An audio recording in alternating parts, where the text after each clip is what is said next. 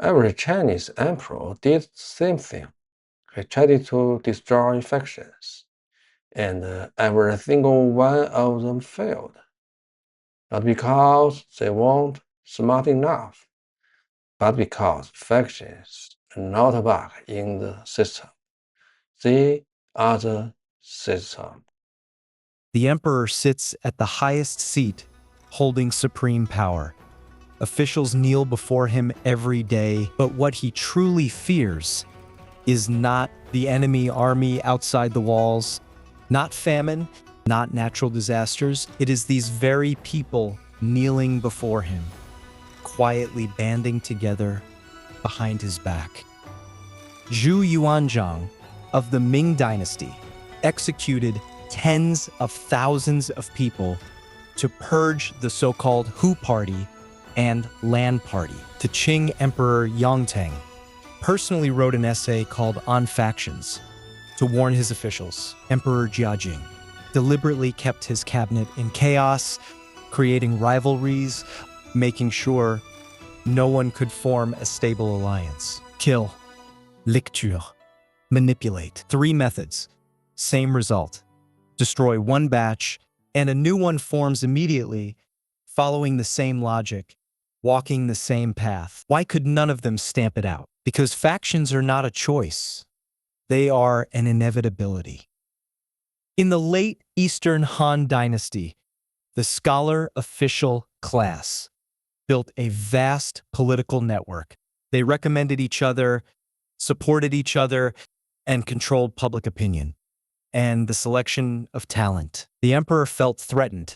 He allied with the court eunuchs and struck arrests, executions, bans from public office. This was the factional prohibition. The emperor thought he was cleaning house, but after the scholars were crushed, the eunuchs filled the power vacuum and formed a new faction, greedier and far less restrained. The emperor didn't eliminate factions. He simply transferred power from one group to another. The tug of war between these two factions eventually tore the empire apart. The Eastern Han collapsed. Why can cracking down on factions never succeed? Because what you destroy is people, not structure. As long as the structure remains, new factions will always grow back. So what is this structure? The most basic logic is this. You are never dealing with a system. You are dealing with people. Rules can never cover every detail. Who decides your promotion?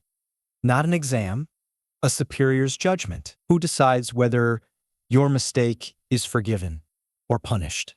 A person. When your career, your safety, even your life depends on certain people, what do? You move closer to them. You build relationships. You form a network. This is not conspiracy. This is instinct.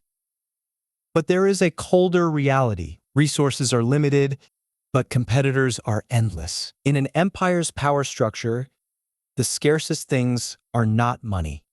They are positions, influence, and the emperor's trust. These are zero-sum. You gain, someone else loses. Fighting alone is almost hopeless. Banding together is the most rational survival strategy.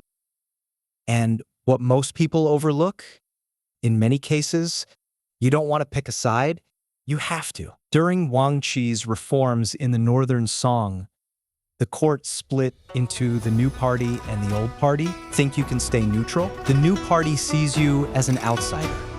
The old party sees you as an outsider. The greatest risk is not picking the wrong side.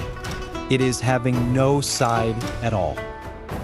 Add to this the fog of information. In ancient times, you didn't know the emperor's true intentions, didn't know where others really stood, didn't know where policy was heading. All you could rely on were people you personally trusted.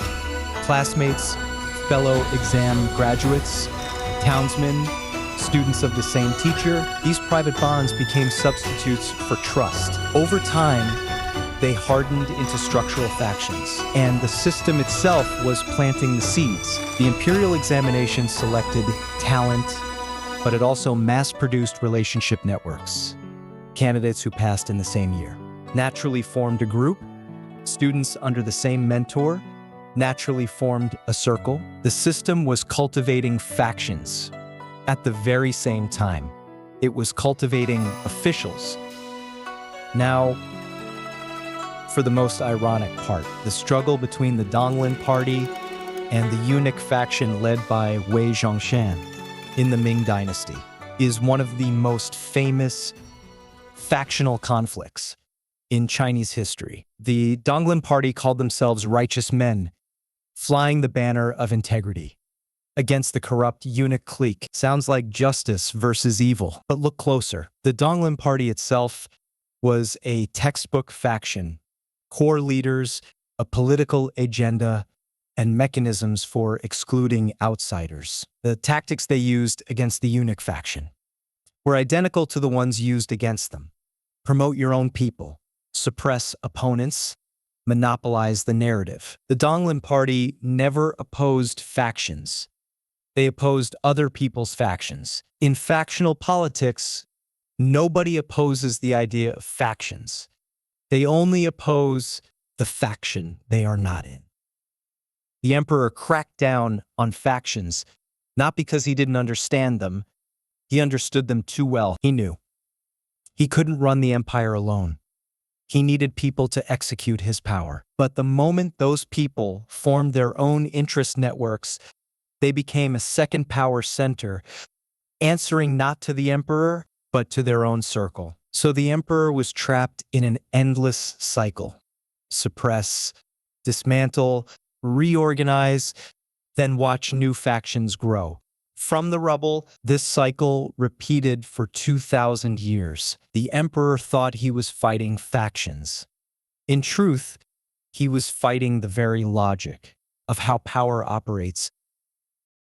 2,000 years, dozens of dynasties. Every emperor fought this battle. No one of them won. Because you cannot destroy something you created. In fact, many things share this same quality. You know the risk, but you cannot live without it. Fire can burn everything down, but you cannot stop using fire. Water can flood a city, but you cannot stop living near water. Factions were exactly this for the emperor, a threat, but also a tool. The truly skilled rulers, like Emperor Taizong of the Tang Dynasty, did not try to destroy factions. They kept rival factions in balance, let them check each other, and position themselves as the arbiter in the middle. But this balancing act required extraordinary political skill. The moment a less capable successor took over, the balance collapsed immediately.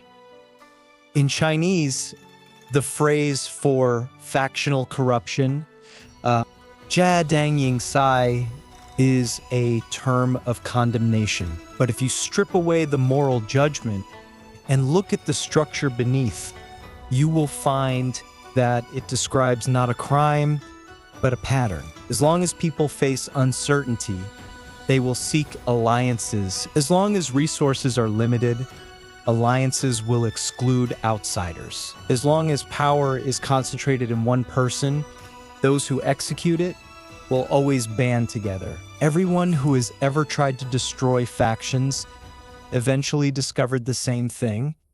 They themselves were standing inside one